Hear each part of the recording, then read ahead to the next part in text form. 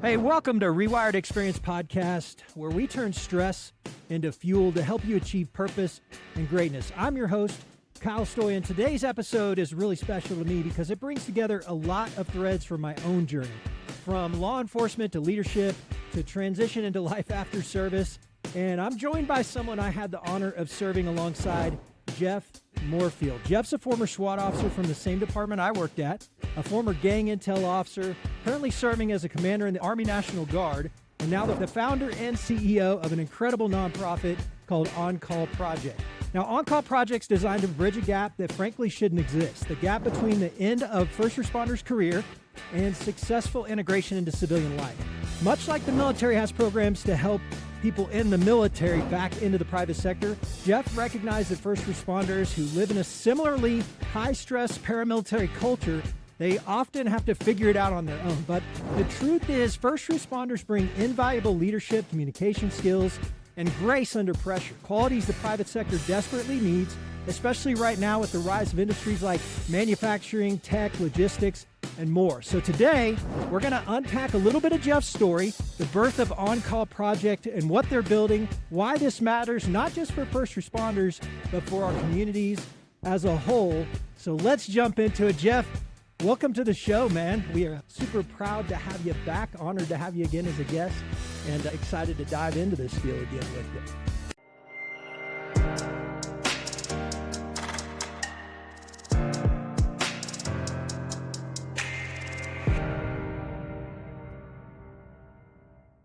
Man, Kyle, it's always good to be with you. And it's been too long, my friend. You know, watching you doing what you're doing is I'm pretty happy with what you're doing. And I'm just glad we could get together and break bread, my friend.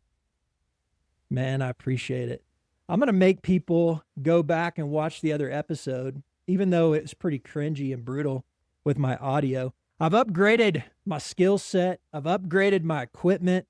And I'm starting to figure this thing out, man. It's a whole different animal from law enforcement and military, right? Being basically a professional communicator in a sense and building communities. So yeah, man, so your feedback means the world to me is what I'm saying. And well, I guess what we can do, man, like I said, I'm going to make people go watch the other episode if they want the nitty and gritty about Jeff, because we went deep, man. We went real deep did.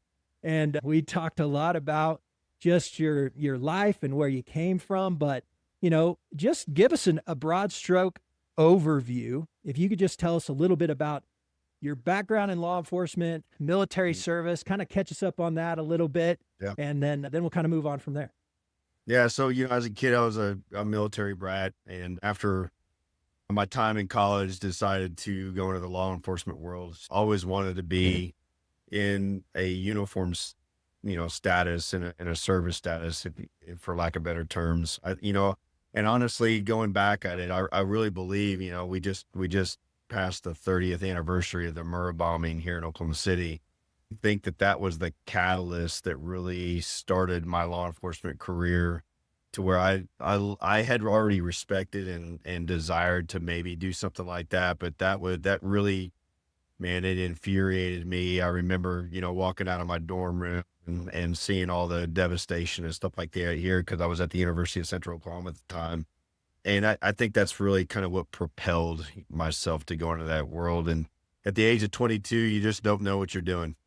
You know what I mean? And I loved doing that type of work. I was kind of in a part-time world as a student officer at the that same local university. And I got hired, pretty soon after being involved there at the age of 22. I went to the academy, and then, eventually after my last department that I stopped at was the city of Edmond, Oklahoma. I did my 22 years there, 26 total in service.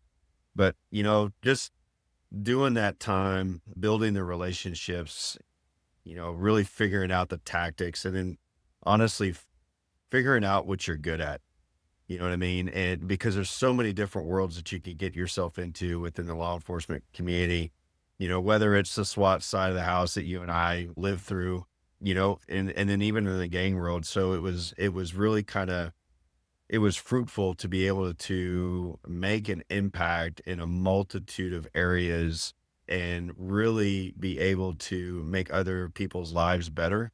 that's what you really wanted to see. You really wanted to see that end state, whether you're filing a case and you're sitting in the DA's office and the courtrooms and all the rest of the stuff. And you can look over and you can see the victims and the victims being satisfied with the outcomes. And honestly, sometimes the non-satisfied of the outcomes and, just being able to put in the work. And Yeah. I think the biggest thing, Kyle, was just trusting your guys on the left and right and Yeah. we held each other accountable, whether it's physically, spiritually, mentally, just getting out there, getting after it. Cause we knew what the evil was out there and being able to take it down, every day. We were constantly, on the move and constantly doing our work. There was little time off, and, that's the environment that we were in, and thoroughly enjoyed it. Yeah, you just brought back some memories, man. Well, first of all, when you referenced the Murrah building, Yep. I was down there as a National Guard military policeman. I think I'd gone through military police investigator course at that. No, I hadn't yet. And we were tasked with, we did a little bit of just evidence site security. And then we were doing security over the coroner's office, right? Yep. So we were guarding the morgue. That was our role, kind of surreal looking back now. But, one of the things that got me, and you touched on it here, was the emotional toll, right? But then also how that stuff sort of drives you, because you get to see, you get to find justice, right? Like you're Yep. seeking justice for those people that were wronged. I remember, did you watch the Netflix special on? I haven't the yet. Murrah I've building? heard about it. And to be honest with you, Yeah. Kyle, it kind of just, makes me go down a road that sometimes I just don't want to go down. It got me too. The first time that I was actually able to go back to ground zero was the day that Timothy McVeigh was executed. Yep. And that was the first day I could actually return to the site. And I'll tell you why. So for me, we were actually tasked with, what I did was I escorted families down to ground zero because it was still a crime scene, right?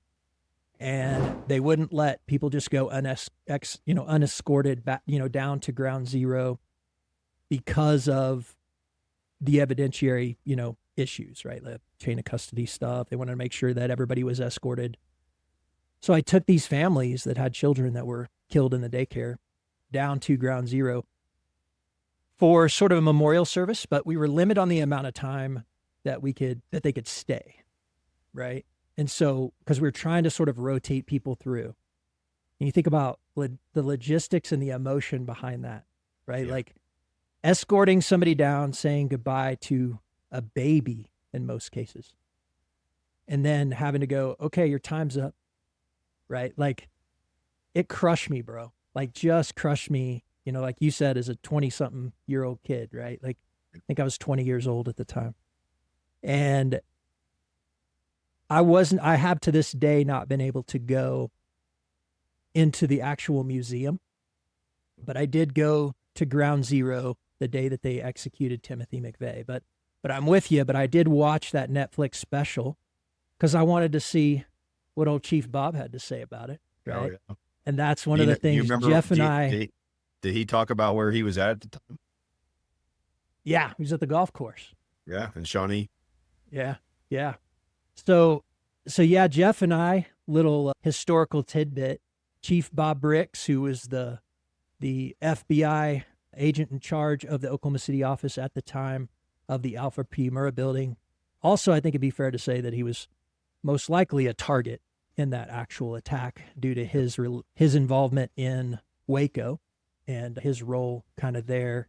So probably safe to say, I don't know that I've ever heard it publicly said, but he was probably Timothy McVeigh's target.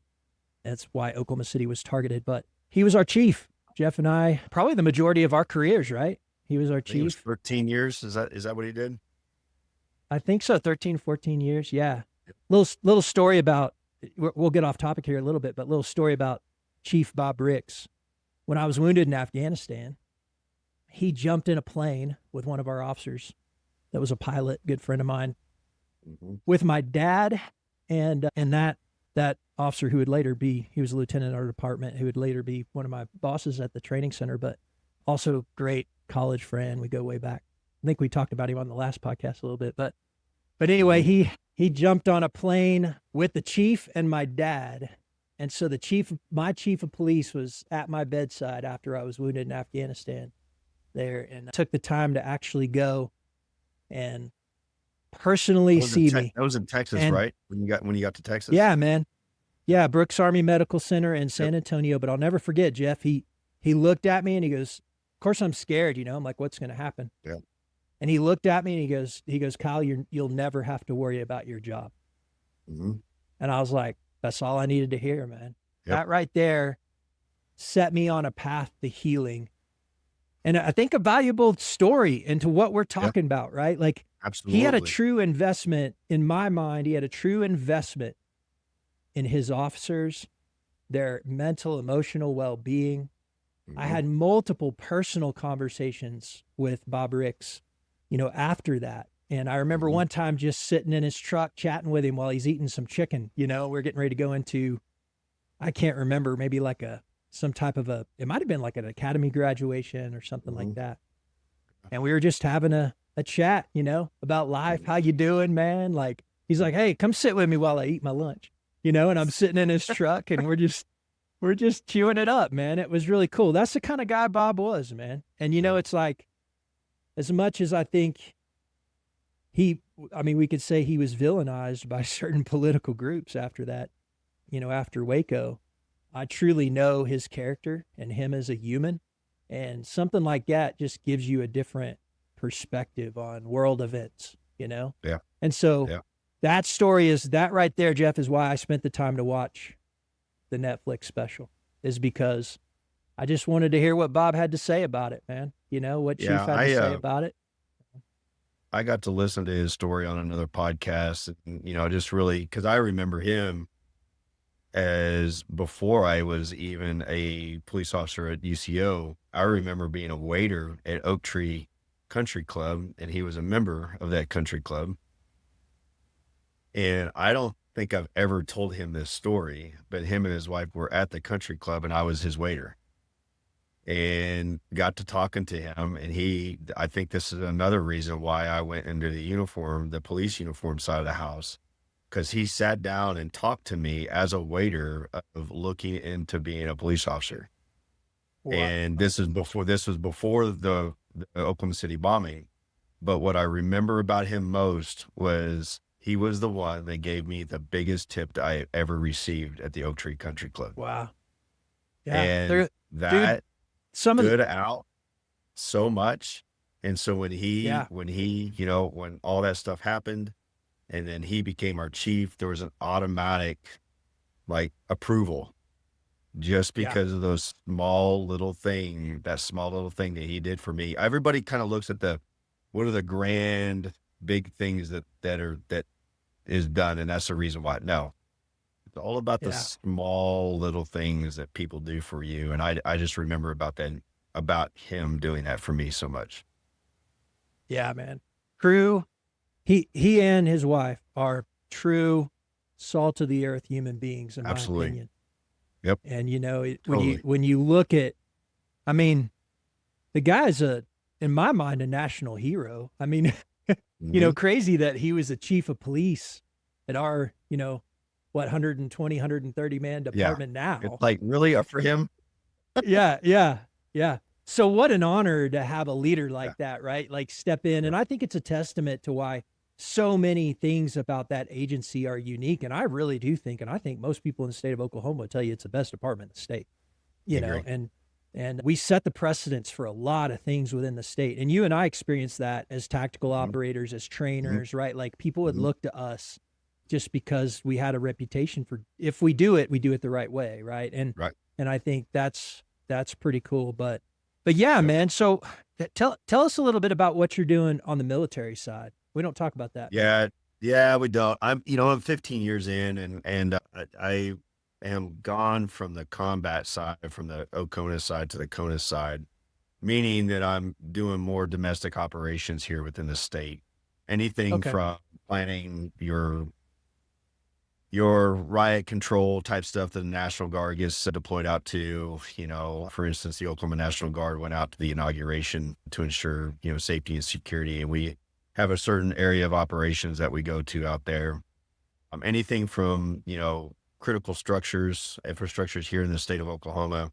I can't really talk about what they are here, but Sure. the security protocols, the processes that are put into place to ensure that they are secure if something does happen, whether it's anything from a tornado or flood or something like that happens, how do we secure that critical infrastructure?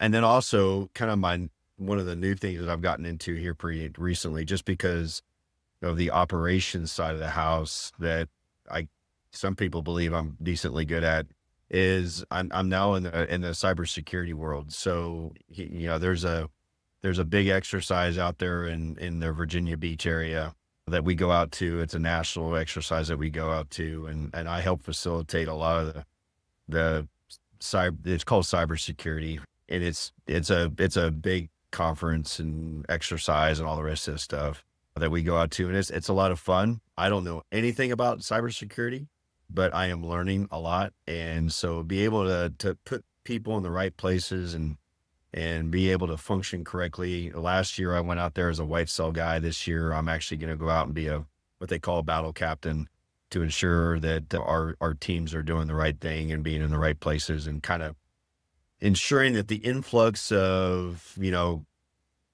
issues or actions are taking place, but not, devastating the process. We actually have an exercise that goes over pretty well. So, being 15 years in, I am promotable major. I'm just waiting on a slot to get open for me. Once that happens, I'll be promoted. And then I'm hoping to honestly round out, Kyle, going into ILE here pretty soon, and then, promote to lieutenant colonel. And I'll probably end my career at that time, just because somebody talked me into going to this thing. I don't know who it was, but I don't know. I wouldn't say anybody talked you into it. Yeah.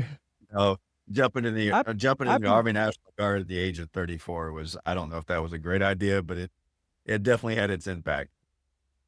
I'm still mad at him for retiring me. Yeah. Because I'll tell you, one of the greatest regrets of my life, I was slotted I had earned my Ranger School spot in May of 2012, right? 11-12 is our deployment. So May 2012, which is crazy because we would have gotten back, had I not been medevac, we would have gotten back in March. So March, April, May to prep for Ranger School. Yeah. And I was like, but that was my dream. That's really the reason I went back in. I wanted to get a Ranger tab. It's the reason I went infantry, because I wanted to get a Ranger tab. And then I look at that, because on the combat ARB side of the house, especially infantry, right? Like there's officers that have, there's officers that have Ranger tabs and officers that don't. And I don't care what your excuse is. If you don't, you don't. And, I think especially from the infantry side of the house, like, that was just like, you're expected to go get a Ranger tab. So I always, that's always been that, I guess, regret, right? Like especially now, because I've finally battled back to where, like, I was goofing off today. I ran a sub 10 mile pace 2 mile, right? Like I'm running 2.2 miles every day in May for suicide awareness. Yeah. So with a organization, if you follow me on my podcast, Instagram and Facebook, I'm running a challenge, essentially, right? 2.2 miles every single day in May. But when they retired me, I couldn't run 10 feet, Yeah, I remember when I look back at that now, I'm like, holy crap, dude, I'm operational again. Put me in, coach. Like I'm ready to go, especially with the new attitude that in the focus that they've got on actually developing warfighters again. Right. Mm-hmm. Like I think, but yeah, I went off on a tangent a little bit there, but it's all good. Yeah. That's what that's kind of to get back that, that's what I'm doing right now. And I have about 5 years left to stay in, and, that'll put me in, I won't say my age, but that'll put me in that time frame to where I need to cut loose and let these young bucks take over. So I still feel like, though, man, I still feel like 25 and just able to get out there and kick ass and take names. And sometimes there's days that I I impress myself that I'm able to do some of these things still. And then I'll look over and you got these, 25, 26-year-olds that can't even do it. And so anyway, I think it's all about, like you said, mindset and just practical application and keeping yourself in the mix of things. But at the same time, I'm enjoying the mentoring and coaching a lot of these young guys and, being out in front and give them the kind of the life experience that I've had, whether they take, 10% of it or 80% of it, that's on them, but at least be able to give that sphere of influence over them. Yeah, definitely. Yeah, that is to me the most rewarding thing, I think, in terms of aging out, right? Yeah. Is like Yep. being able to pass along some of that wisdom, knowledge, Yeah. shorten the learning Yep. curve of the people coming up behind you, Yeah. right? Like I think that's definitely why I enjoyed, working out at the academy at the end of my career. But yeah, that's cool. Well, talk to us about, let's kind of get into, the organization a little bit, but first to kind of segue into it. Yeah. Let's talk about not necessarily what gave birth to the organization, but I'd like to reflect on, how did you discover, or what were your challenges, right? What challenges did you face when transitioning out, and then of law enforcement, I mean, and then, was that what planted the seed, or did you have that idea before then? Just kind of walk us through that process and your experience when leaving. And then I can share a little bit of mine too, but kind of want to hear yours and then how that played into forming the organization. Yeah. I think we all kind of have our stories, right? And, mine was, I was scared, man, to be completely honest with you. You know what I mean? We're these big, bold chested, I can figure anything out type of dudes, right? But I'll be honest with you, when I got asked the question, what are you going to do after you get done? That really kind of scared the crap out of me because I had no answer to that. And we are all made from grade school on. Who are the ones that are championed the most? I got the answer. Right? And when you don't have the answer, that is a very scary moment, right? And so I got asked that very simple question a day in 2018. I really started processing it. That was kind of who the asked issue. it? Do you remember? Who what now? Say that one more time. Who asked it? Who asked the question? Yeah. So a buddy of mine, his name is James Kurkowski. We're on a golf course and he's now sitting as my president of the organization now. But he was a prior Edmond police officer and now sits way up there on the hierarchy of Samsung. And he knew that we have a lot of skill sets and attributes that we could take to the private sector. He was literally setting up the tone and setting up for success for this whole process to happen. Right. And he's been a big mentor and coach of mine throughout this entire process. So he asked that question and he knew though that he couldn't answer it. He knew that it had to come from me. And so as I'm sitting there kind of pondering on it, I was asked the question, scared. Okay, continue on with your day. But then I started seeing what that would look like when I did leave. And I started seeing it opened my eyes, basically. I started seeing others having a lot of issues when they took this uniform off. They literally lost their purpose because they lost their role. Their identity was taken away because their role was taken away. And so when they're going through and leaving, you would hear stories of guys that would go, hey, I'm going to go do this. And they'd only last 3 months, 6 months, 9 months, or whatever it is. And there was no basically offboarding process for any type of first responder when it went to the private sector. And that's anything, Kyle, from being just someone who wants to serve at their local church or, do some sort of a service oriented, philanthropy, or going into a full-fledged 40-hour course or not 40-hour work day in the workforce. And so I started looking at it and I started doing a lot of deep dives. I looked at the military, what they do with SFL TAP and all the rest of this stuff, right? And the Soldier for Life Transition Assistance Program that the Yeah. Army has. And I'm not saying it's great or anything, but at least it was something, right? It's something And though. so, It's something. yeah, exactly. It's something that they could at least somewhat lean on, and so Mhm. anyway, I looked at it, studied it, and I started really kind of researching, and I found just a plethora of white pages and articles and all the rest of this stuff talking about how there needs to be an outside entity to assist in the offboarding process for first responders going to the private sector. And then I started asking around, is anybody doing this? Nope. And I started asking big agencies. Nope. And then I started asking, state governments and city governments. Nope. And I'm like, why are it's being talked about? There is an Right. awareness out there, right? There is a little bit of knowledge.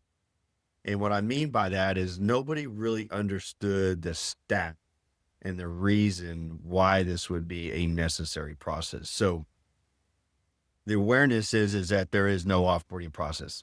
My experience was, and yours was too, probably Kyle, a little bit of the same, is I said, hey, I'm leaving. And they said, thank you. See you later. You just became a number. Right. Yeah. And Here's your gun yeah, box, your yep, 20 years of service pin, yep. yeah. Thanks a lot. That little itty bitty pin that was the same pin that you got when you're in 5 years. That's now the Yeah. same pin that you got when you're 20. So, you know, we onboard so methodically, intentionally, and disciplined to get into the police department. And then we focus on professional development the entire time. Very little Yeah. personal development, right? None. So if you look, Yeah. if you look at our logo, the story within the logo is we have all been on call after we've passed those academies, boards, all the rest of this stuff, and we get beat the hell up. We are Right. tattered. We take on 300 to 500 critical incidences per, 20 years. That's the kind of the average that we see within our career. But then to tell us that we go through that whole professional development, we do our work, whatever ranking we get it to, and then all of a sudden it's, we're going to go to the next phase of life type of process. And there's no methodical, intentional offboarding process similar to how we onboarded. That seems a little bit off. And so I looked at it as, why do we not have a same type of process system for offboarding as we do for onboarding? And so then I started looking at the stats, and the stats are, and this is talked about everywhere, is that, we don't live on average past, 5 to 7 years after our service. We have a 24% higher mortality rate than any other first responder and any other occupation in the United States. We average age of 66 as opposed to 82, 85. And a lot of it has to do with the immediate question I get all the time is why? And the answer is purpose. Because we Right. don't have a purpose after we get done. Well, when you don't have an offboarding process to help figure that out, instead of just being in this stalemate of, hey, I'm just going to figure it out on my own. Did you come onto the police department or the fire department on your own? No, you had a collective amount of people Right. evaluating you, looking at you, just intentionally putting a microscope on you. Now, all of a sudden, that's gone. That Right. is absolutely wrong to do that to Yeah. our people. And I don't, and Kyle, I don't expect our people that are in uniform to understand that. And the reason why Yeah. they don't understand that is because they're not on the other side of the gate yet. Right. They don't know what it's like to take that uniform off. They have no idea what it feels like to go through that process. They have no idea the ups and downs that you will go through in your family, within yourself, with your friends, all the rest of the stuff that you Yeah. see when you take that uniform off. So to expect the agency to really understand and to be an advocate for us is insane. So you have to have And an out. not just the agency, but your peers. Yeah. Your right? Like, peers. Absolutely. wouldn't it be amazing if we had a a supportive group of peers around us that when you transitioned cheered you on, right? Yeah. Like Yeah. that was like, for me, I had clear purpose. I had an idea of what I was going to Mhm. do, right? Like I knew what my next chapter was going to be entrepreneurship. I did Mhm. go find a coach, find a mentor, right? Like Right. kind of like what you were talking about. Like Yeah. you got to find that person that's going to guide you into the next chapter. But I say I lucked into that. It was a gift from God Mhm. that I started learning business and the things that I know now that have allowed me to step into the private sector and and make a living still, right? Yep. And do something that I enjoy. But the funny thing is, man, like you were talking about the agency and their responsibility, your buddies don't cheer you on. No. Like they're not rooting for you. And I look at what you do and I'm envious a little bit in a sense because you're still serving the community. So kind of by default, they should support you. And I know a lot of them probably don't. But, the reality is like that for me was the hardest part. Mhm. How do you build a community? I don't know why, man. Cops hate cops. Like it's the weirdest dichotomy. It's the weirdest thing that I've seen a lot of times where you see it on social media, like nobody's harder on cops than other cops. Nobody is more critical of that career than those of us who were in it, right? And we forget, like, I don't know if you saw, there's this video going around, dude, of this female officer, and she's going down, they're clearing a house on an alarm, and she turns, and there's a mirror, and she freaking blasts it.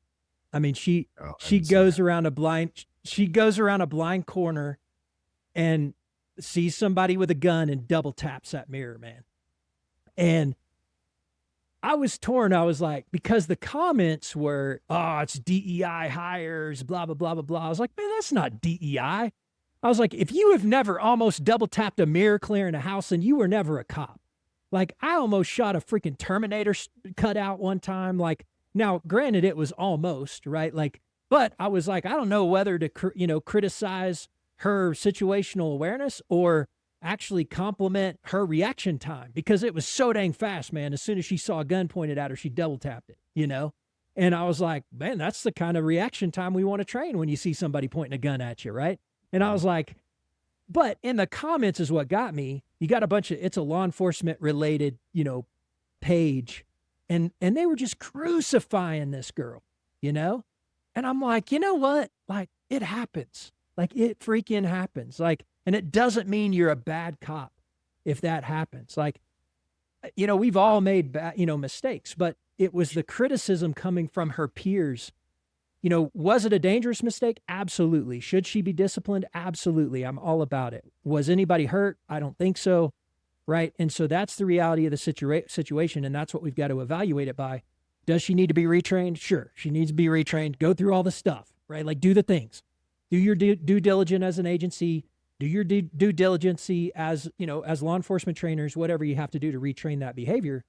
But the fact that these officers were criticized, and I finally just commented and I was like, yeah, almost happened to me at least twice in my career that I can remember. And as soon as I opened it up and I was self-deprecating and just kind of admitted my mistake, Yep. then the comments started coming. Yep. Everybody Yep. was like, yep, me too. But they were all waiting for me. They were One waiting person. for they were waiting for one guy to just admit, hey, that's happened to all of us to some extent. Yep. Maybe we didn't pull the trigger, but that's happened to us. And so to me, that is just an example of so many things in how we treat each other in the profession. Yeah. And I we're always so I don't know high and about mighty, you. right? Yeah, I don't know about you, man, but one thing that I've found in the 15 months that I've been out of the uniform side of the house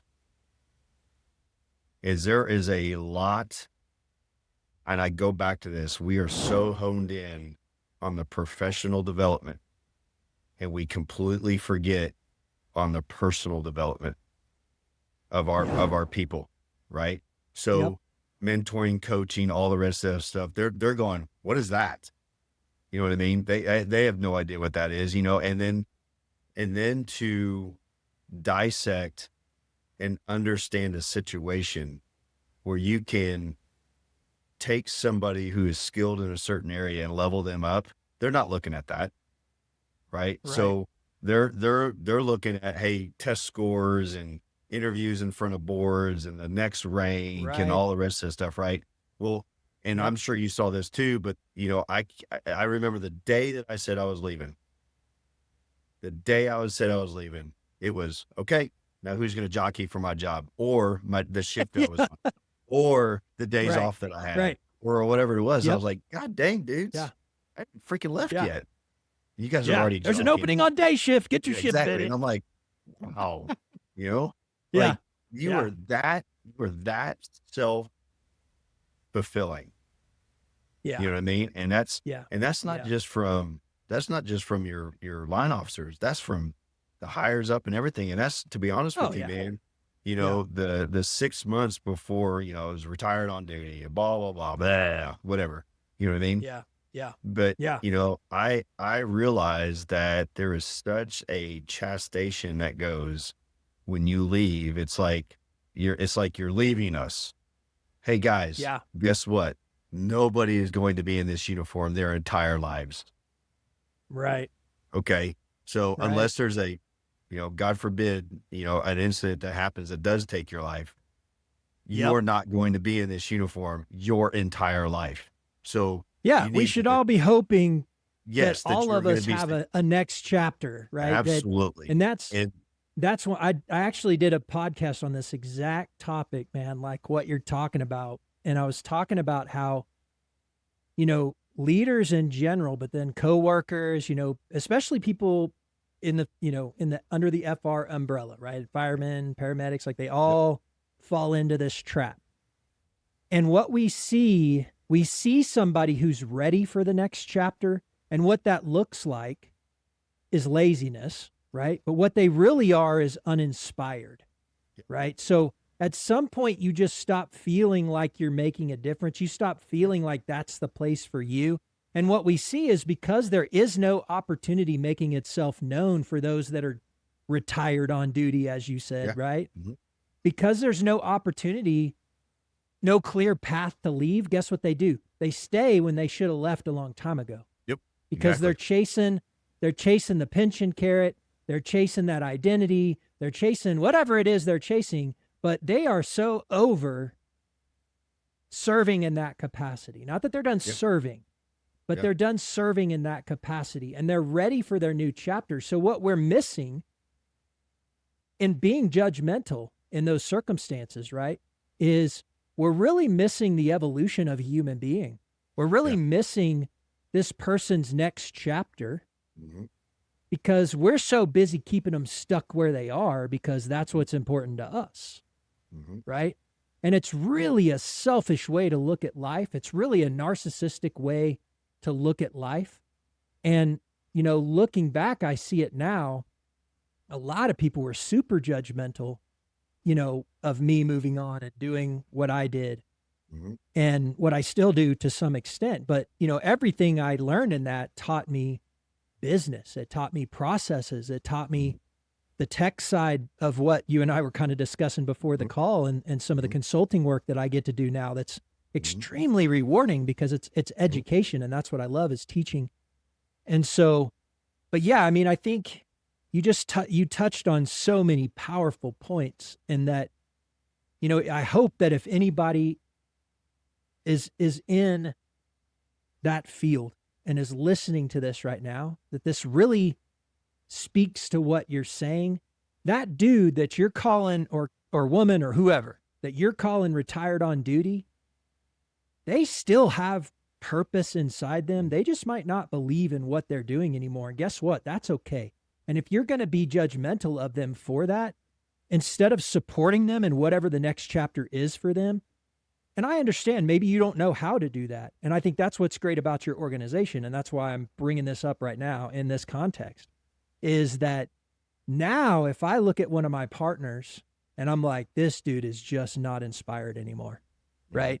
Because what we say is, well, he's dangerous now, and he's this and she's that, and they're not doing this, and they're sandbagging, and they're not taking their calls, and they're not whatever, they're lazy. Okay, that's one way to handle it, I guess. Or you could sit them down and go, hey, what's going on? How can I help you out? Because I'll tell you, in my life, I look back in my career, there were really 2 times when I was quote unquote retired on duty, in a sense, when I became what everybody else said, called lazy.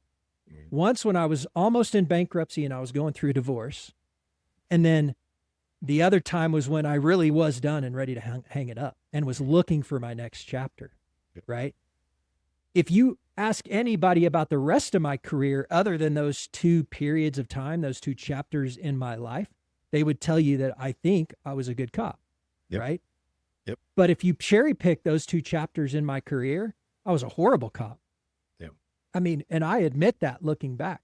And so I love this conversation that we're having, because I think now what you're building is so powerful, because if I could look at somebody in my situation and go, hey man, why don't you go to one of these seminars with On-Call Project?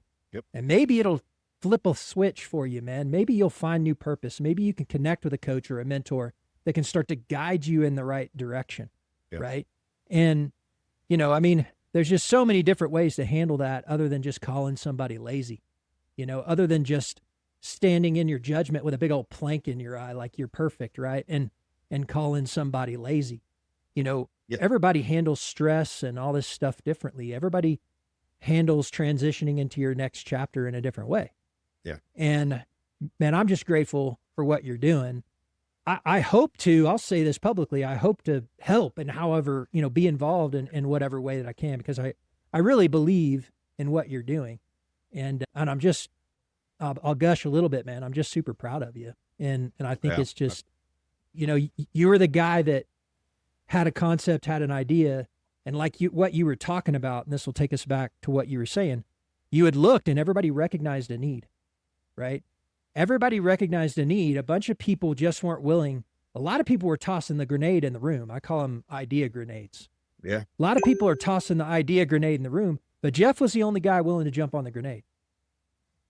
And so here you are making a difference because you were willing to jump on a grenade. And thank God that you didn't listen to the haters, right? Thank God that you didn't buy into the negative crap that those people that are completely lost in their own mind because they don't have a commitment to personal development yet.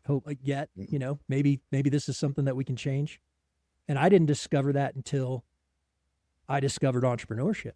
Yeah. Right. Because you can't build something on your own unless you're working on yourself.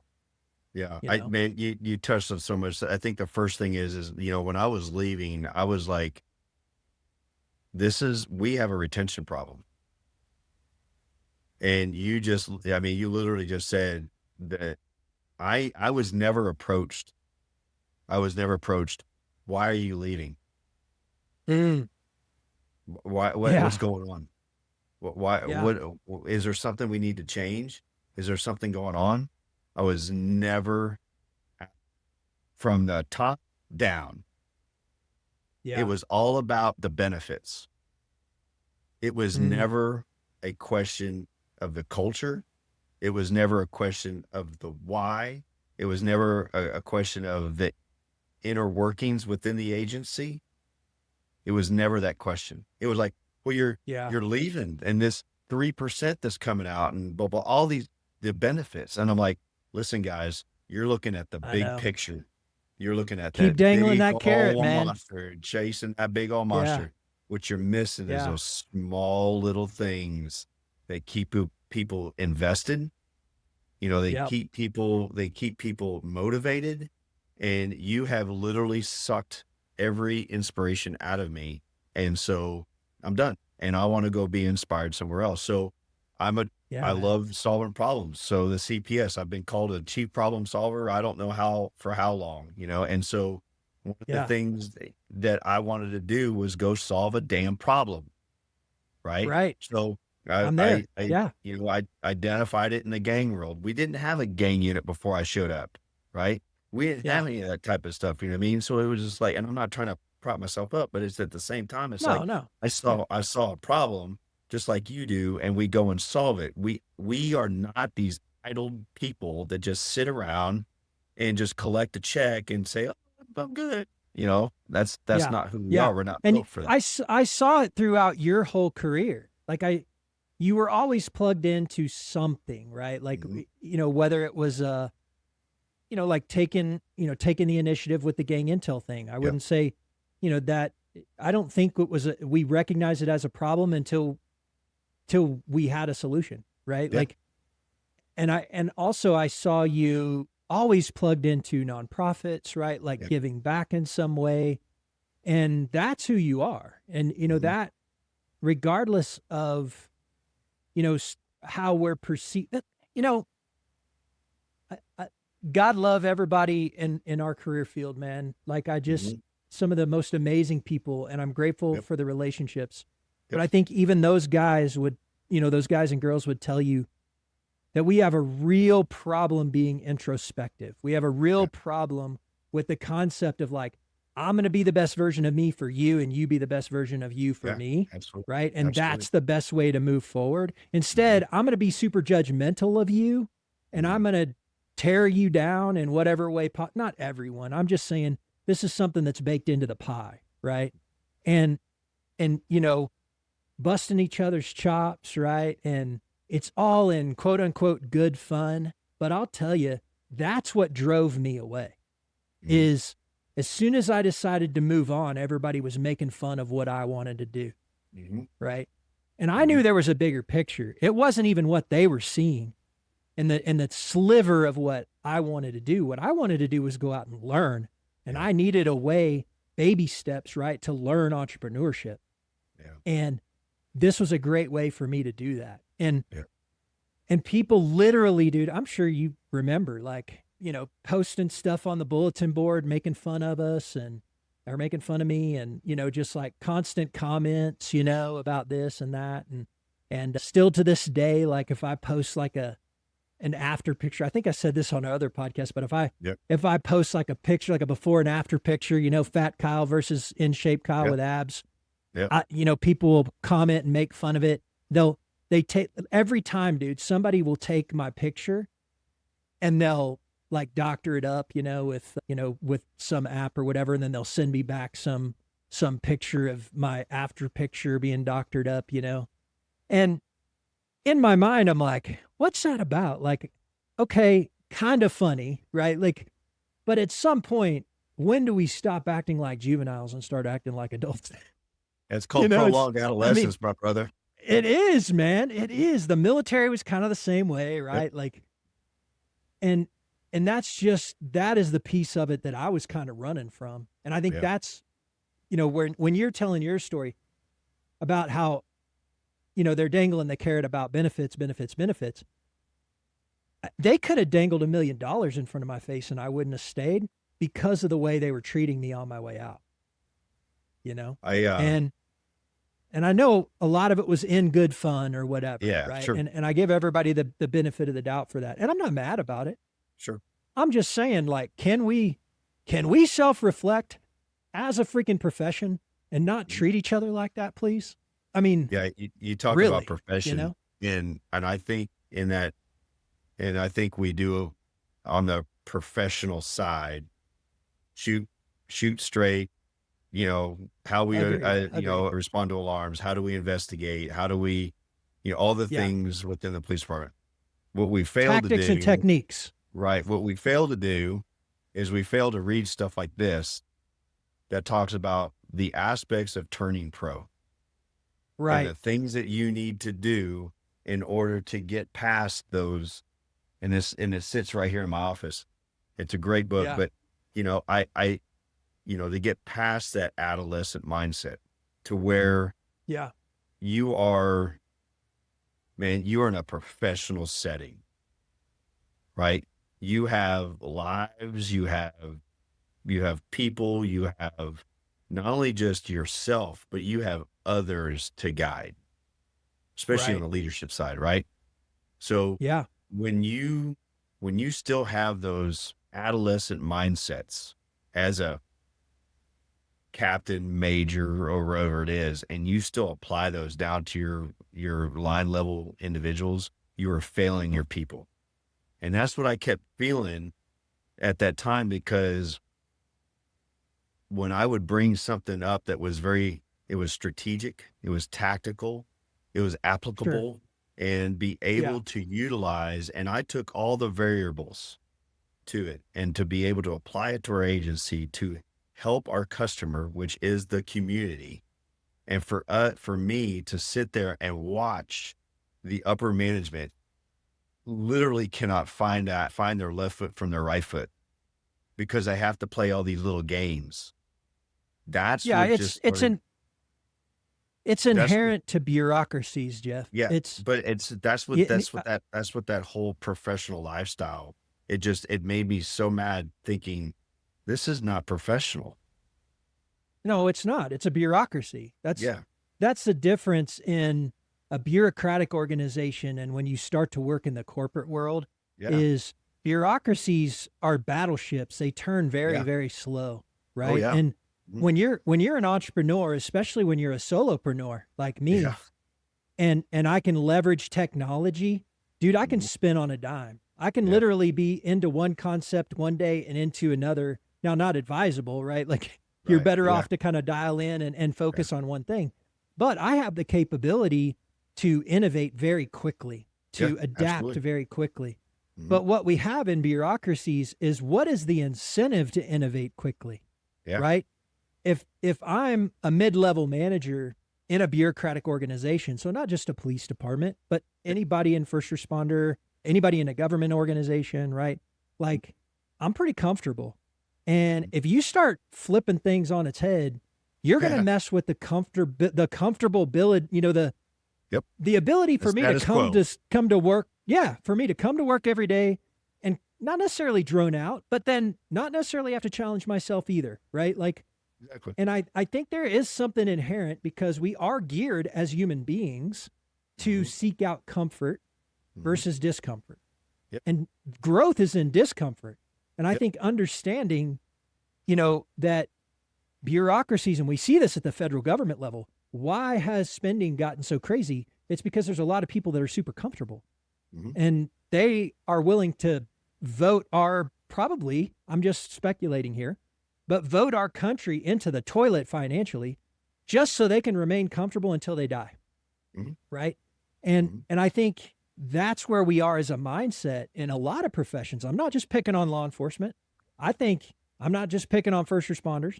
I'm picking on a lot of people. And I even find this, brother, I find this in the entrepreneurial space. No, I I've agree. found this, dude, I've done consulting and I've talked to CEOs who are trapped in this way of thinking.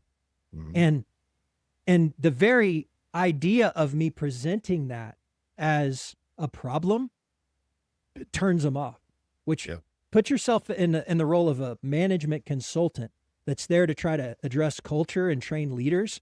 And the real problem is the CEO, Yeah. right? Like imagine being in that spot. This guy that's paying you to tell him he's effed up. How do you navigate that? Right. And that's where I've been, dude. And it's a tough space to be in, Yeah. but I'm sharing all that to just say that like, holy crap, man. Like if we could just, treat each other with some respect in the sense that understanding that the human existence and the human progression, right? And the way that we're designed to work, we're creators and made in the image of a creator.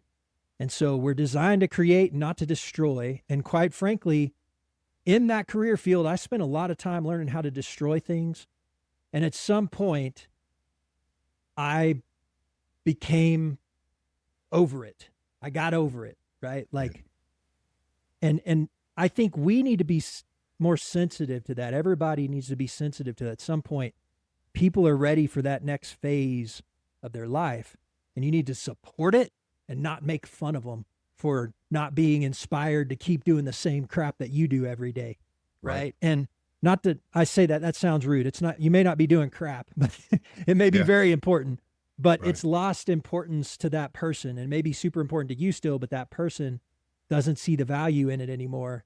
And to ask ourselves why, and number one, how can I help you? Right. That, and it is absolutely built into what you're doing. And I hope that this is, my prayer for your organization would be that this opens the doors to a different conversation when somebody looks burned out, right? Yeah. And that is, I've been to, several different conferences across the state, and just now dabbled up in the Missouri area, hopefully get down to Texas here pretty soon. But the conversation that I have with even the educators and trainers within the first responder community are, you're doing what? They're very interested because of the Yeah. education, possibilities inside of that, the Yeah. training ability within it. So like Yeah. whether you're doing some in-services, that kind of thing, right? So they are inspired because they all know that you can teach all the professional development in the world. But when you're worried about your finances, when you're on the street, or Yeah. you are doing bad things on your off time, gambling, Right. infidelity, porn, whatever it is, right? The things that Right. kill you internally, you are not going to be able to do your job 100% of the time because you Yeah. have these external factors that are coming into your mind, right? That's So it. that's That's it. that's what causes some of our laziness. That's what causes some of our distractions. That's what causes us some of the issues that we have when we're actually on duty, when we're on call. And that's why I'm saying that our logo tells a story, because we get beat up so much because of the on-call status that we're on so much. And when we don't have the ability to clean that up before moving into our next phase of life, we end up with a P that is extremely tattered and probably dead. Yeah. Instead, what we want to do is we want to move that C to P to a cleaner version, a healthier version, a more hopeful version, to where you come into that private sector, whatever you're going to do in your next phase of life, to where you have that resources, where you've gone through the litany of an offboarding process, to where you now go into that world and you feel, and I say field, you cross that gate, you're going into another battlefield. Yeah. And 100%. if you are not prepping the battlefield on that other side, you are going to die. Yeah. And I think all of us, we have our personalities. What you're offering is clear next steps, yeah, right? absolutely. Like that's what you're talking about, is that fog of battle. We're not sure what the clear next, but if we can provide people of our personalities with clear next steps, Absolutely. right? Like we're not only survivors, we're thrivers. But you got to give us the framework.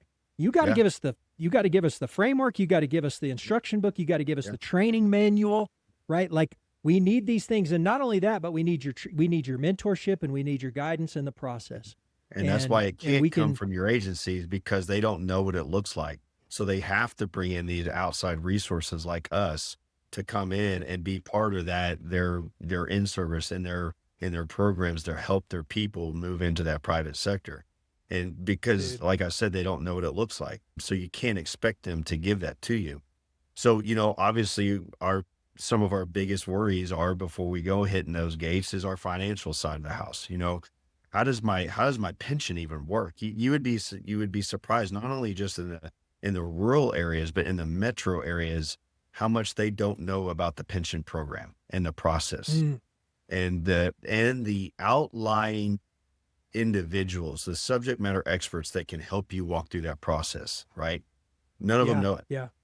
So then you go, all right, so let's look at our holistic health. Do you guys know that, once you take this uniform off, does that tell you that you need to stop going to the gym?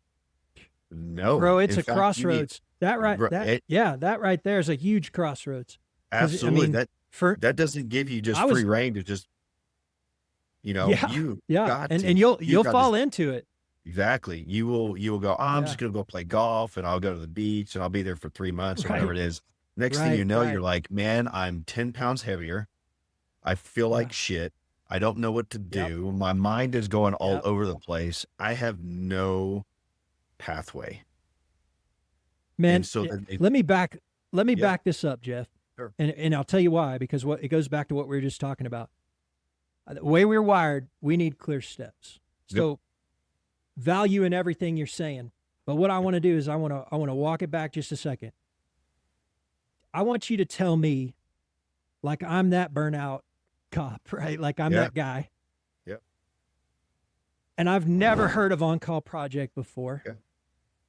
How would you explain to me what I need to do and how it works? First off, I would ask questions. Hey, Okay. Kyle, tell me about yourself. If you tell me, hey, I'm 25 years in, I've done X, Y, Z, blah, blah, blah. And then I would start asking, what do you see your life being like after you leave? And then I start really getting to understand the tone, whether it's a very positive or a negative outlook. I don't want to throw them a whole bunch of benefits. What I want to do is I want to be able to understand where they're coming from. Yep. Where has been their pain? Mm. I want to know what their pain is, because if there is a pain that's there and if they're looking for some sort of olive brand, I want to be able to supply that resource. I am not one of these people that's going to sit here and tell you all the benefits. Right. What I want to know is I want to know you. I want to know why you're coming to On-Call Project. Because number one, it's tough for you to even show up. Yeah. Right? Because if you're showing up, that means that you have probably taken a knee. Yeah. That means that you are probably in a crossroads to where that thought process is, I'm looking to leave and I'm scared. Yeah. Total perspective shift has happened somewhere. Yep. And you have a litany of questions. And so I want to be able to sit down with you and I want to ask you why. Why are you here? Oh, that's good, man. Good. And so as they're telling the story, et cetera, obviously the vehicle resources that On-Call Project has, I'm looking, okay, now I can start figuring out. And what we'll do is we'll lay out those types of resources for you. Hey, do you think that this would work for you? Do you think that you could grab onto something like this? If you were to come to this 8-hour course, would you be willing to do some follow-on? Do you want to invest? Because right now, the topic of our conversation is that we want to be transparent with you. We want to be open with you. We want to give you purpose, and we want to be invested and compassionate at the same time. What if the answer, Jeff, is like, man, I'm just not sure if I'm ready to move on, but I'll tell you right now, like I'm not sure that I can stay here either. I could stay in the profession. Do you get responses like that? Oh, I get those. Those are the majority of the responses. Yeah, I could imagine. Yeah. Yeah, and the second part of that question is because they don't know what's on the other side. Exactly. Yeah. So they don't know, so they can't answer that question. Right. So it's great that they ask that they state that first question, but that second question is the one that always causes the obstacle. And so what we want to do is we want to ask the question, but then we want to lay out a path that clears out that obstacle. Mm-hmm.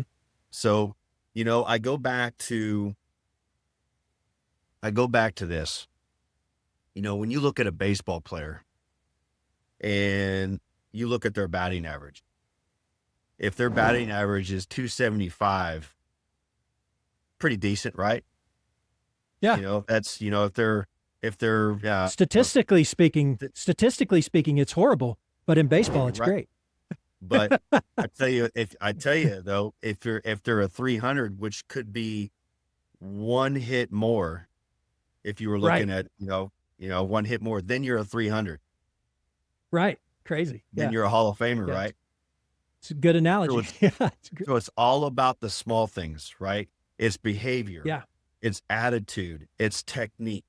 The batting average, right? Mm-hmm. So what I'm saying is that if you have those traits, you can be a Hall of Famer if you apply all three of them. Yeah. And so I love the fact that guys ask that question and come up to me with that question. And the reason is because I want them to answer that second question. I want that second question answered before that first one. Right. And What's next? that's why I asked the why. Yeah. Because I can tell you the what is us. I can give you all the benefits, and that's the how. But I really want to know the why. Yeah. Because our motivation is very surface oriented. I want to find out what their drive is. Yeah. What is their deep down drive? Yeah. We do in Rewired Experience Framework. It's called reshoot your azimuth, right? Yep. Which in land navigation means to redetermine your cardinal direction. Yep, absolutely. Right? And what I do is I walk people through, and I wish somebody would have done this with me. I walk people through identifying character traits or values that are important to you, right? Like if I were to say, Jeff, I want you to use character traits or values that you have. Just give me one word that describes Jeff. What would that word be? Integrity. Integrity. Perfect. I've never, and all the times now I've probably asked 100 people or more that question. Nobody has ever said something negative, right? Like nobody's ever been like, when I say, hey, Jeff, describe yourself, angry, right? Like, whatever. You're always Nobody looking ever, at the positive aspect. Yep, I get it. Well, you have to. I mean, and that's the way Absolutely. where we truly are wired that way to identify ourselves with these and with these character traits, with these values. And that value is what defines you. And so the fact that integrity was the first value or character trait to come to Jeff's mind when I asked that question, it speaks a lot about who you are, right? And I know, because what I know of Jeff, that integrity is important to Jeff, right? That is a part of who you are. And so, then we can take, let's identify maybe 2 or 3 of those. And for me, that's your azimuth. That's your cardinal direction. So, for me, loyalty is a big one, right? Yep. Integrity is a big one for me. Creativity is one that comes to mind for myself. And so I have to take those 3 things. And at that point, like the old military, backwards planning, right? So I'm now going to backwards plan based on those values as my cardinal direction. And that, usually I say about 6 layers deep, right? If I were to say, Jeff, why is integrity important to you? I mean, for me, it's a characteristic that speaks volumes to people, especially in the trust lane that inspires others to join forces with you. Whether it's friendships, whether it's family, whether it's business partners, that kind of thing. Yeah. So then I would probably say, so you correlate integrity with trust. Why is trust so important to you, Jeff? Trust is important for me because it allows me to move forward. And I'm a very forward thinking individual. And in order for me to trust someone who I'm going to be partnered with, whether it's my wife, whether it's with my kids, whether it's with my friends, or whether it's with my business partners, there has to be a trust involved, and it all comes from integrity. So, again, I would just peel that back one more time and say, not only why is trust important in those relationships that you just described, business, personal relationships. Not only why is that important, but why is it important to you? My values. My values, my morals, my ethics don't allow me internally to incorporate myself with someone who doesn't fit within those value systems. Mhm. So you would say that being in business with someone or in a relationship with someone that's not trustworthy isn't a place that you want to be. Nope. Zero. Okay. Zero desire. Awesome. Awesome. So you want to be in an environment where people value trust in the same way that you do. Yep. Right? What kind of environments do you picture whenever you think about being surrounded by people that are trustworthy? In your mind, if you could close your eyes and imagine that environment, what's it look like? It's a collective synergy, whether it's in a room or a culture, within a building or a home or in a park, somewhere where we all come together to where we all have a mission or an alignment of some sort that is forward moving, to where we all incorporate each other's values to gain whatever end state that we want. I love that. So would you say that based on what you described, it sounds like a safe environment for you to express ideas, for you to, like you said, you used a great word, synergize with other people, lock arms with other people and move in the same direction, a safe place to do that. Would you say that that's important for you? Absolutely. And I think that's the reason why we came up with our core values of topic, transparent, open, purposeful, invested, passionate. I love it. And that's why it's so important for us as the On-Call Project to ensure not only do we have that within our own core, but then we're also giving that out to our first responders and those that are partnering with us. So we will lock arms with those who have the same core values. We will lock arms with those who have those first responders that have the same core values. We won't align ourselves. And that goes all back to the integrity side of the house. We will not lock arms with those. I don't care how much money you throw at us. That's, as if you're aligned with us in the way that we do things and our core values, then we'll work with you. What value can you bring to the team? And, Absolutely. but you beat me to the punch, man. Like literally, we got about 6 questions deep and you literally went into what you had built. Yep. Right. So right when we got about 6 questions deep, you started describing what you had built. Yep. And I think that's an important touch point for me, because I'm thinking that's where a lot of people can't get on their own. Like, you have already built what you're talking about. You've already built that around what's important to Jeff and what's important to the people that Jeff has locked arms with. And so you were able to just go right into, and this is why I built this thing, right? And this is why I'm working with these people that are doing this amazing thing that we're doing together in synergy, trusting each other and moving forward and making a difference and impacting lives. But not everybody can get there without some help, right? And you had that process at some point, whether, probably the conversation with James that you talked about on the golf course probably had some of those pieces to it, right?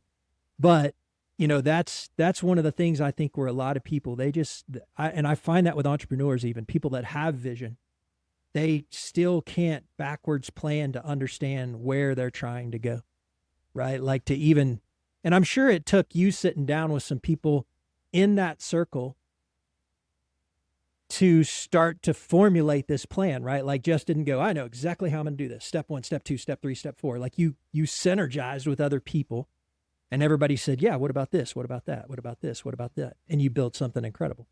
I think the biggest thing that really kind of propelled, or at least set the structure up correctly, was inviting those that I trusted, that I knew had integrity, and that I knew had the bandwidth and the intelligence to be able to help formulate this.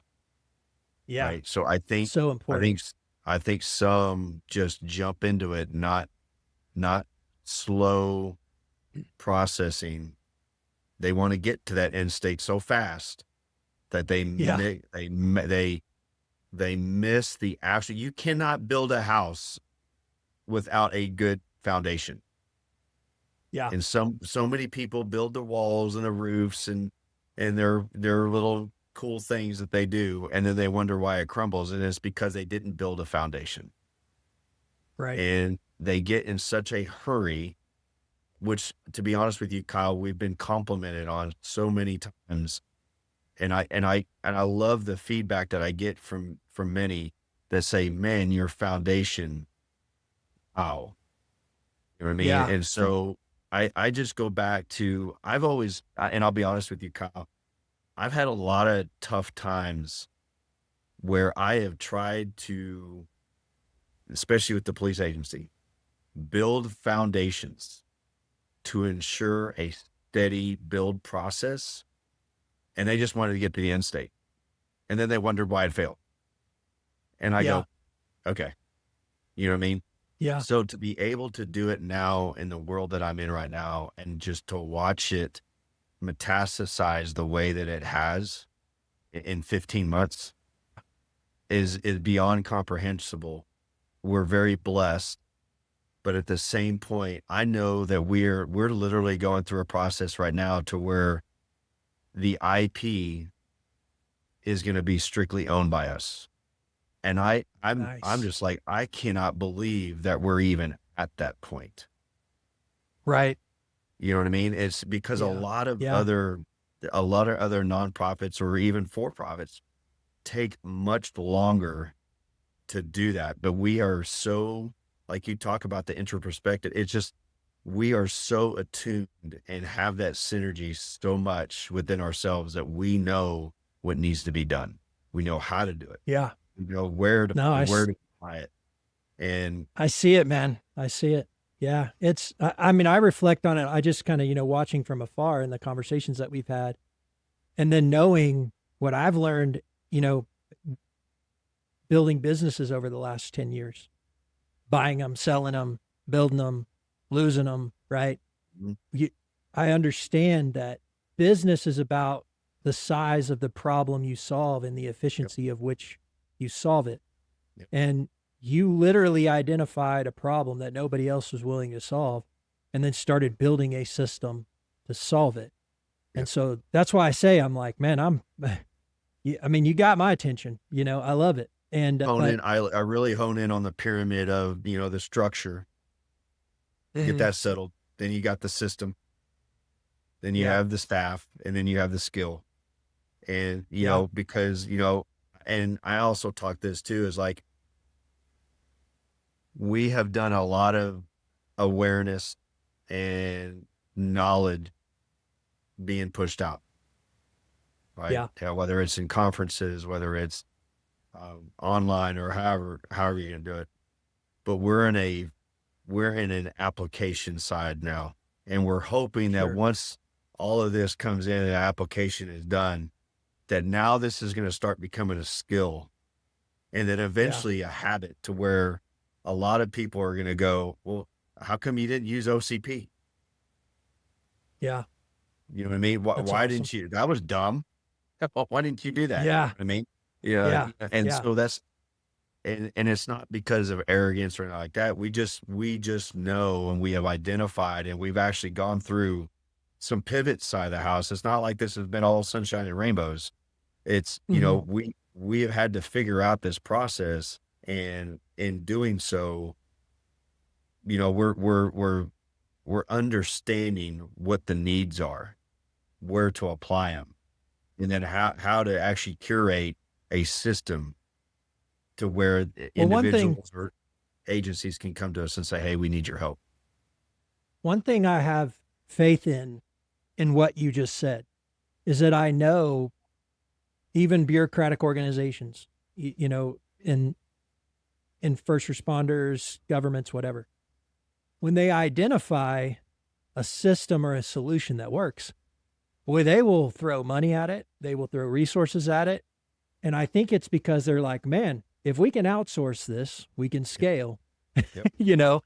and speaking of scale, well, I know Jeff doesn't do this all by himself, and you and I we talked a little bit on your team, Yep. but I'd love for you to go into, what are your team partnerships, and, tell us a little bit about some of your key players, your key partners that Yep. you've brought into the mission with you, and the roles that they play. I'd love to hear about that. Well, it's a lot, to be honest with you. In 15 months, we've built a large partnership community. Wow. Obviously without our donors, we can't do this. I have to give Yeah. them first the full gratitude to them, because Kyle, I literally opened up my mailbox at the house the other day, and just a donation came in that I did not even expect. And literally, I Wow. put it on my counter, and I said, Emily, will you please look at that and tell me the number is real? Make sure I'm not counting those zeros wrong. Yeah. And I get a little bit Wow. emotional about that, because that one person was the very first person to give me a donation.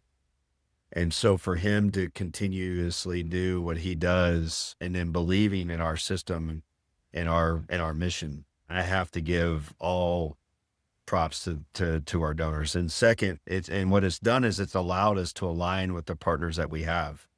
The partners are in the financial world, the holistic health world. And if you want me to identify them, I can. It's Ken Stafford and Associates. It's Triad Nutrition. It's Good people. Zach Lucas, a guy that's working with us right now. He was a Tulsa firefighter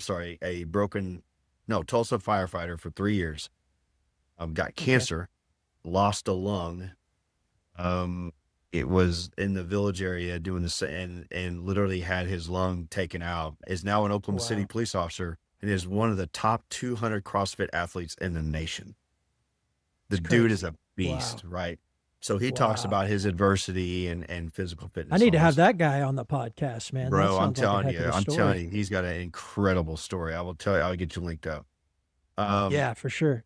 And then, for our first time, this is something that's brand new. We're going out to Kingfisher, Oklahoma. We've got about 35 that we're instructing out there for a complete day.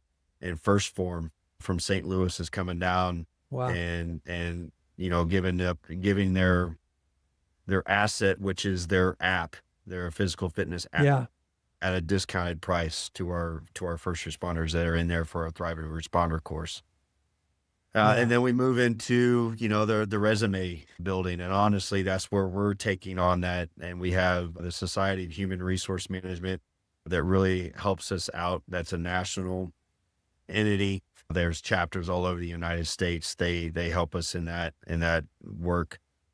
And then we have, our interview process, and we have expos, job interview for jobs, that type of thing. And that's what we're bringing in September. And where we're doing this at is in our brand new building that we have in downtown Oklahoma City off of Northeast 36th and Broadway.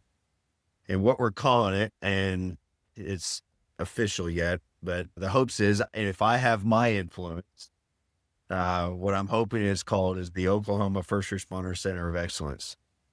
Nice. The idea behind it is to have myself, the Warriors Rest Foundation, who does a lot of our mental health, the post-critical incident symposiums. They're here in this same building. We're looking at having another group called Veribus, which is an LPC group that's going to be here. And then we're hoping, keeping fingers crossed, that OSU's Tactical First Responder Group is going to be here, where they bring in their gym, hyperbaric chambers, you name it here. Oh, wow. It's a 50,000 square foot building. 33,000 of it is warehouse, 17,000 of it is office, but it's also got a community event area. It's got a 65 person seminar, full AV type. Wow. Come on. Where they come in. We've got, it looks like Scars and Stripes Coffee is going to come in and is going to do a build out for a podcast room.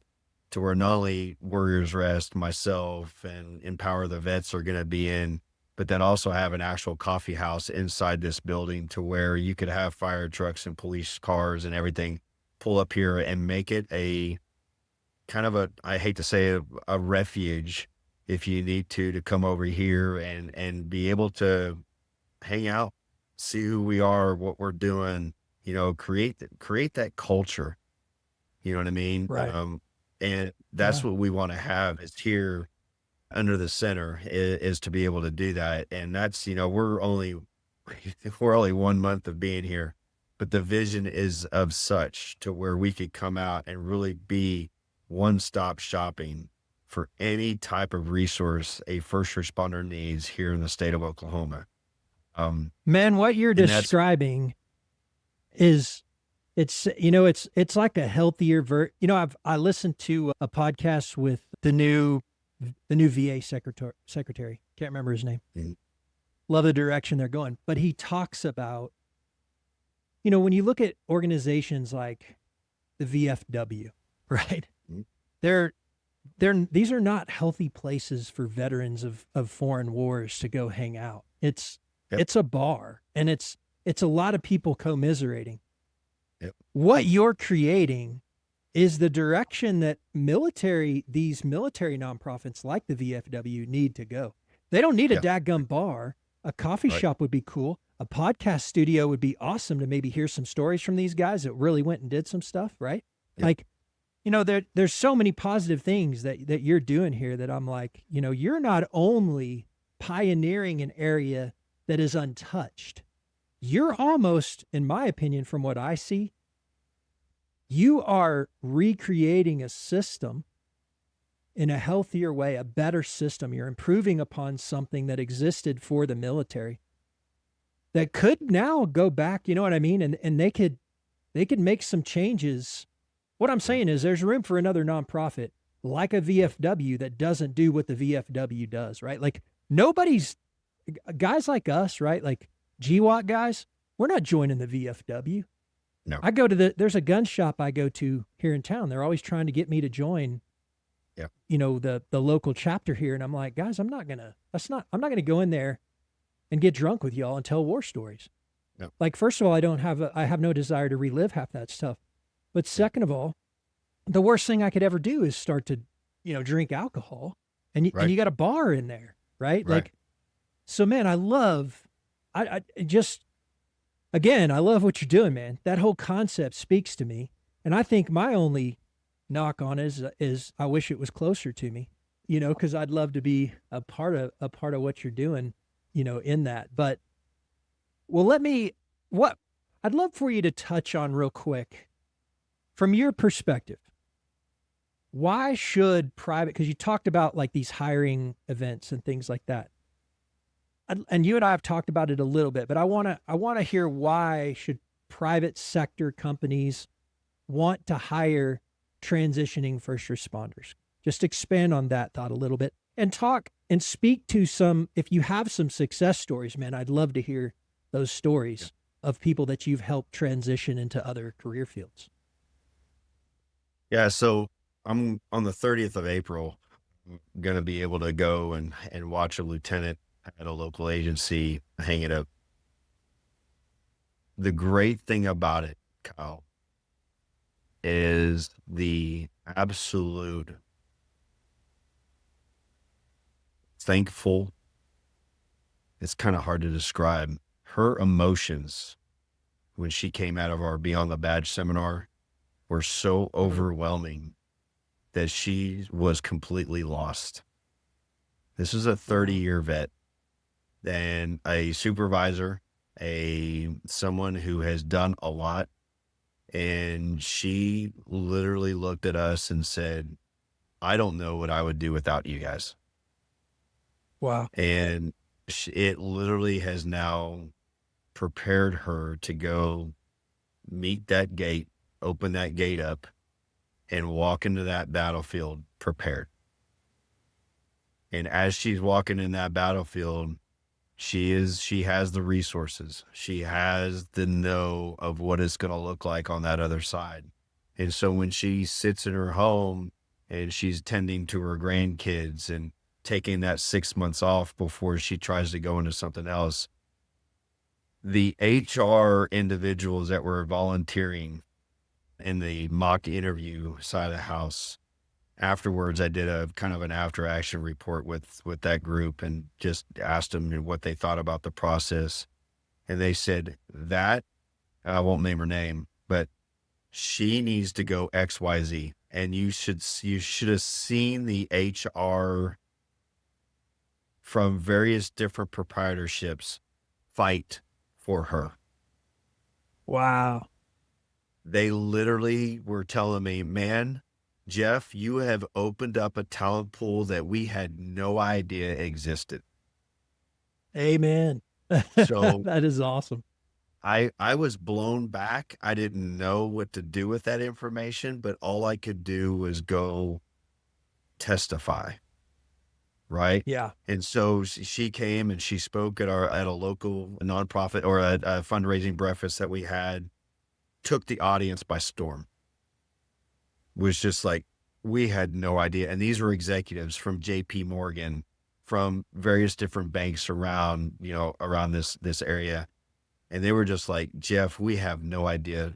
So in the next few weeks, I literally have everybody from AT&T to Dr. Phil's right-hand man to all these people that are now coming in our facility going, what are you doing? How can we be involved? Wow. Huge, man. Huge. And so the stories that are going to come from this are going to be exponential. Yeah.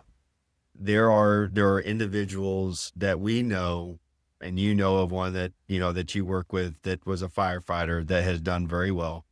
And there's various other ones. I not only know him very well, he is a mentor of mine. Yes, absolutely. And he is a big proponent. Nearly 10 years younger than me. Yeah. But he is a huge proponent for what we're doing, right? So quietly, and that's good. But he does, every time he's wrote an article for our newspaper or for our newsletter and all the rest of the stuff, right? So, and then going back to the original question, we have guys that have left fire departments and now working for Bitcoin.com. We have police officers that are now home builders. We have, you name it. We have, police officers that are now working in heavy equipment and sales, just those types of attributes and skill sets. We are probably the best, and I'm not saying probably, we are the best communicators, negotiators. We're not scared of a task. We will take it on. You give us where we need to go and we'll take it by storm, right? And I was outlining in this breakfast that I had all the different skill sets that we had. The compliments or the comments that I got afterwards was like, man, we had no idea. We thought that you kind of would just stay in your lane. And I'm not saying that we don't do that, right? We don't, but why do we not have the opportunity to go be loan officers at, your local bank if you want to do that? These guys, I've talked to one that works for a certain bank here in Oklahoma City.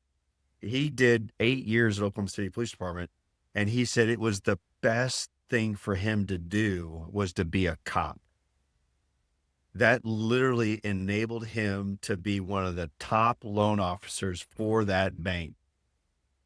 And he said, it's because of my communication skill. I was able to understand leverage and the negotiation skills and the courses of action that we have to take. If it can't be done right now and it needs to be done quickly, oh my God, we work in that environment. Yeah. We are natural. That's where natural negotiators. Absolutely. Yeah, we can figure out. Think about how many times you've de-escalated a domestic. Yeah. And negotiated a outcome that was agreeable. I'm not talking about a violent one, right? I'm talking about when you go to a domestic and you're trying to figure out which one of them's going to leave, because if one of them doesn't leave, you're probably going to be back that night, right? Right. And so you've got to negotiate an outcome that everybody's happy with, right? And you're leveraging. And I will say that with that, there does there is a little bit of a learning curve. So like, for instance, I had no idea what a return on investment was. I had no idea what a Right. KPI was. I had no idea what Right. metrics and leveraging and scaling and all the rest. I had no idea Right. what that Right. was, right? It was just like, go Yeah. that way and get that done. But, if you have something that's, and one of the things we do, Kyle, is we have every member, and we call them members because once they come into our system, they are family. They have a membership, right? So when they Yeah. come through our program, they are able to be facilitated any of the resources that they have just received. They can get them all, whatever they want. As they come through, one of the things that we do also is we put them through the DISC personality test, right? And so how many people in our agency ever took the DISC personality test? I'm probably saying there's maybe about 3%, right? Your Right. DISC, right? So, and then what we do is we take, are you a people-oriented person or are you a task-oriented person? And Mm. then from there, we figure out what jobs would best be fit for that. So if you're a primary, IS, you're obviously a task-oriented person, or I'm sorry, a people-oriented person, right? If you're a DC, then you're going to be mostly a task-oriented person, right? So there's various Right. different, fields that they can go towards where you need to be in one than the others, right? And so then we go through all the assessments, and it gives them at least a pathway, whether they agree with it or not. It gives them at least a pathway where they can be given advice on where to take their next purpose to, because we are very service-oriented people. We might be told that we're built for this, but if it doesn't have Right. a service piece behind it, where they have a Yep. purpose behind it, most likely they're not going to do it, right? So it's really curated for that first responder community to go and say, hey, how can I help in this? How can I level up this in that business model, right? And so they Yeah. take that middle manager, that chief of police or whatever it is, and be able to plug them in. Like I just had a battalion chief from, I think it was Broken Arrow, whatever it is. He 24 years in, he's like, I have no idea what I'm going to do. I'm like, dude, you're a battalion chief. How do you not know, right? And he's just Yeah. like, I don't. I could go work for this. I could go do some consulting over here, but I just don't know what I want to do. And when you don't give Yeah. them opportunities, and they're on their own, that causes fear, anxiety. They slow the process up.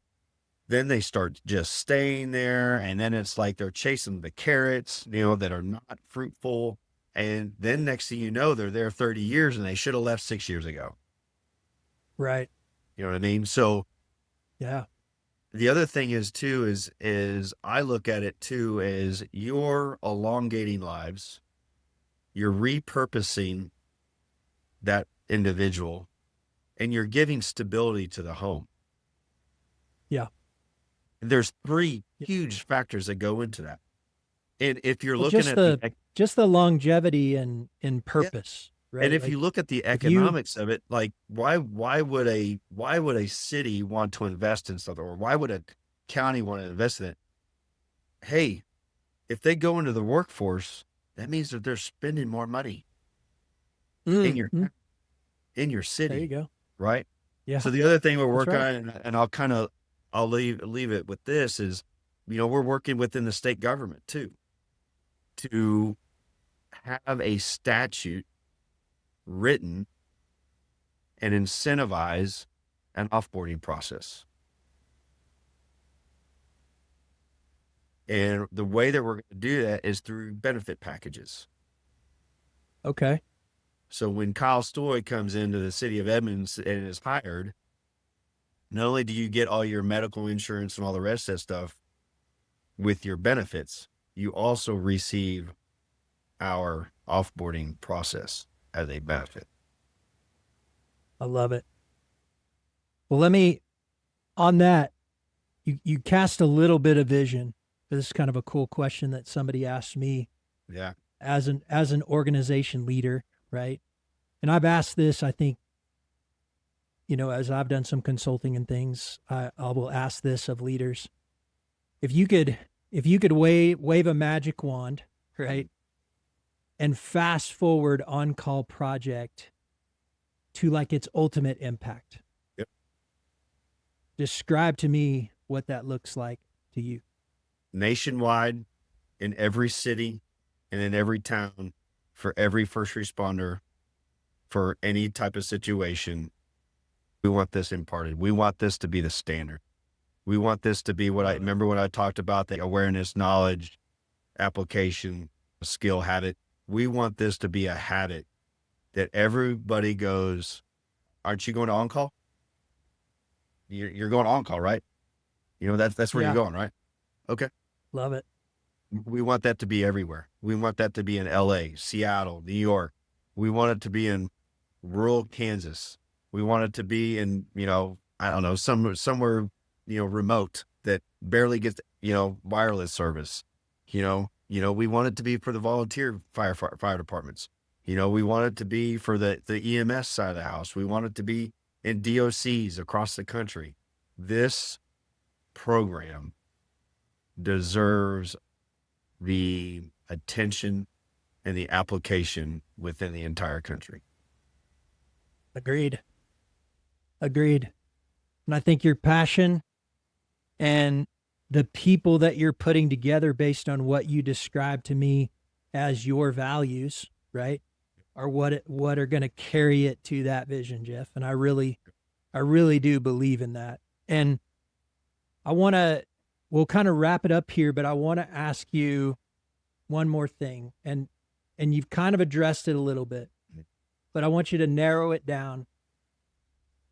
If you could just give one piece of advice to that cop like you and I that's maybe retired on duty, or that firefighter or that paramedic that's just been on that last suicide call that they can handle, right? And maybe like, dude, I know you and I have talked about it a little bit, but I went into a pretty dark place at one point, and I know that's a common place to go when you're kind of realizing maybe you need to move on. So if you could just give one piece of advice to somebody who's on the fence about that, and they're scared about what's coming next, what would be that one piece of advice?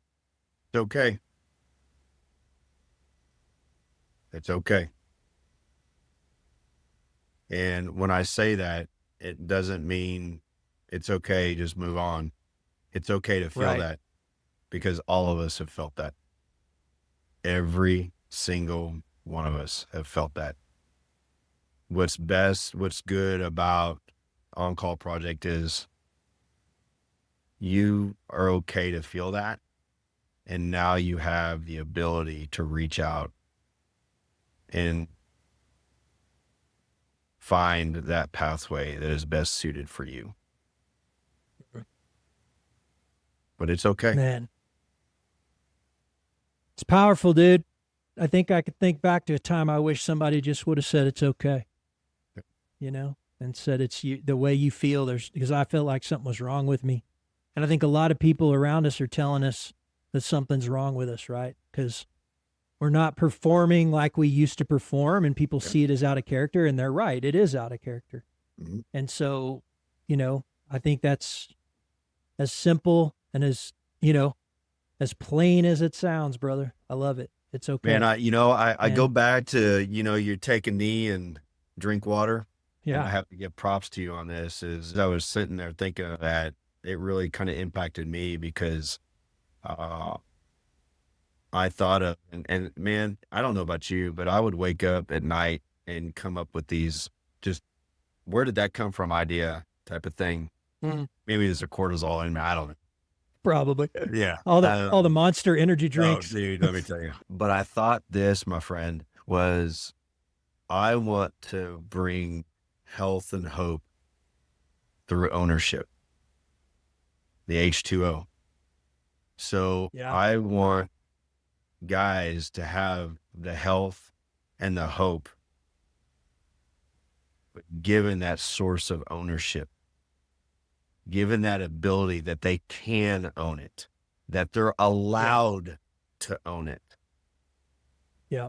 Because for the longest time, we were not told we owned anything.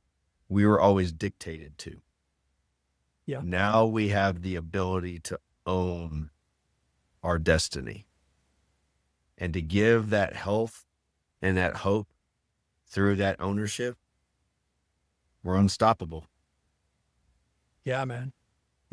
And what you're doing is when we talk about drink water in my frame and, in the Rewired Experience framework, it's about changing your inputs. And I Yep. use water as a reference. I mean, it goes back to the whole story, but water is a reference because it is the purest form of nourishment that we can get, right? Like, absolutely. And you can survive a long time without food, but you can't survive very long at all without water. Nope. And we've got to change our inputs as human beings. And, I've expanded, it speaks to so many people, even outside of our profession, to change your inputs. And I think what you're doing with this organization is giving people a place to go get pure inputs and not be polluted with some of the stuff that's coming from their current environment. Right. Right. And, man, it's such a beacon of hope, Jeff. And I'm so freaking proud of you. And I think it comes out, and maybe I'm biased, but I just think you're onto something huge here, man. And I truly believe in it. And I haven't done a lot of interviews on this podcast. I'll do a few more, but I've had you on twice now, and I think it's just because what you're doing. I'll do anything I can to get it out there and help more people. And like I said, somehow if I can be a part of it to help you grow this thing, I'd love to do that. But what I want you to do, man, real quick as we close this out, if somebody's out there, watching this on YouTube or listening on Spotify or wherever they consume their podcasts, and they're thinking, man, they're a first responder, and they're thinking they would like to get involved, and maybe they're not in the state of Oklahoma. What do they do, man? What are next steps? How can they follow what you're doing to know when and if a chapter is coming to their area, or how can they get plugged in? Great question, man. Great question. I'll first thank you for letting me be able to say this, but obviously our website, www.oncallproject.com. Ironically, I literally got an email from New York State Trooper yesterday. Oh, wow. Asking how to volunteer, even if possible. I will tell you that, because we're Oklahoma based and just, 15 months into it, what we're really asking is an awareness knowledge process right now. What we're looking at doing here in the near future, probably by the end of this fiscal year 25, is really looking at opening up our first chapter in a region of some sort. It's in Wichita, Little Rock, Arlington, something like that. So, we want to open, being headquartered here, we want to open those, and then obviously take our core values and everything from here and being able to apply it in that certain location. Obviously, social media is where we're at. Like I said, we have various different trainings and seminars that are taking place here within the state of Oklahoma. I've actually, like I said, First Form is coming in from St. Louis. I've had one other individual that said that she wanted to come down and check us out. And I can't remember exactly. I think she's from like Indiana, but she is in that first responder world and she wants to kind of observe what we're doing. So just being able to do that, we're in various different conferences. One thing that we are doing is if there are entities that want me to come and speak at their conference, they can go to jeffmorefield.com.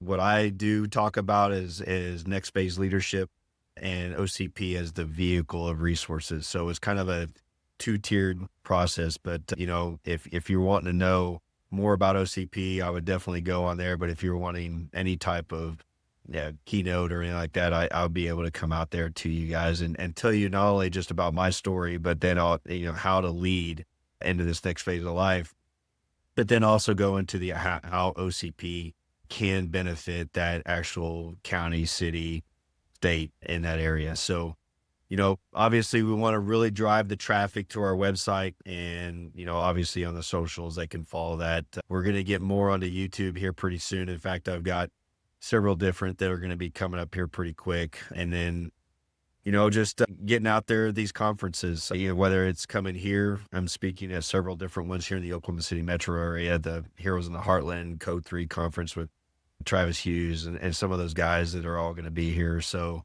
it's we're getting our word out there. Who we are and how we're doing it is definitely is taking front of mind. And so that's where we're at right now.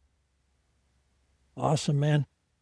Well, it is an honor having you, brother. And I'll throw this out there. If you're listening right now to the podcast, audio podcast, YouTube, whatever, if you're struggling, leave a comment.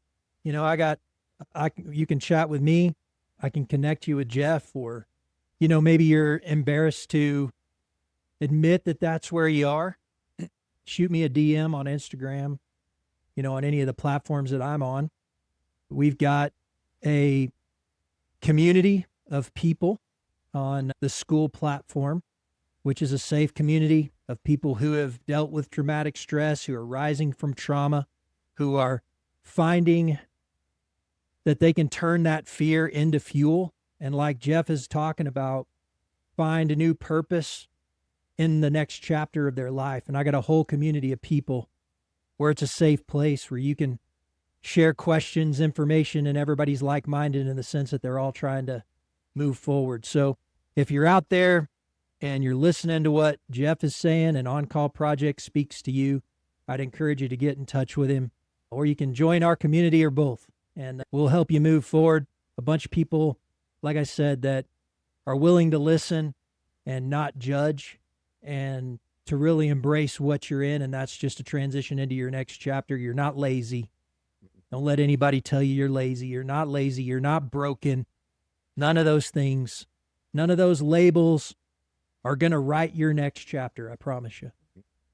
Find some people that you can get around that are moving forward with you, just like Jeff explained, with locking arms with like-minded individuals and moving forward together. You don't have to do it by yourself. So that being said, I'll close with this. Running a little bit of a challenge for myself. I'll be running 22.2 miles every single day in the month of May. If you know anything about my journey and my injury in Afghanistan, this isn't going to be easy, but I'm doing it for a good cause.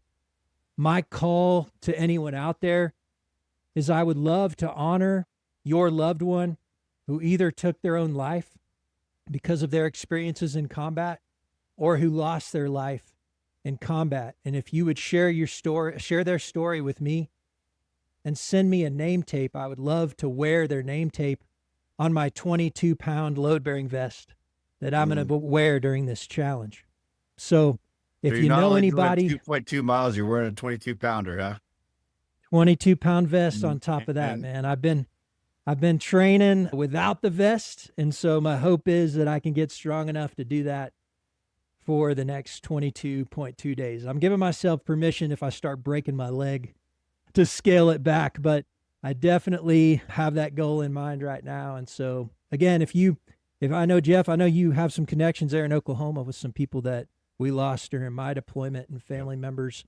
If you could scrape up some name tapes and send them to me, that'd be awesome. And then again, if you're out there and you lost a loved one to suicide, I actually had a litter mate and a friend that, was lost under that type of circumstances overseas. And so it's a personal thing to my heart. And so again, just an appeal, join me on the journey. You can find me Rewired_Experience on Instagram. And then I'm on Facebook and YouTube and all the places that you consume your podcast. So we'd love your support in that challenge. And with that, Jeff, I'll say thank you, and take a knee, drink water, reshoot your azimuth, and Charlie Mike. Amen, brother. Amen.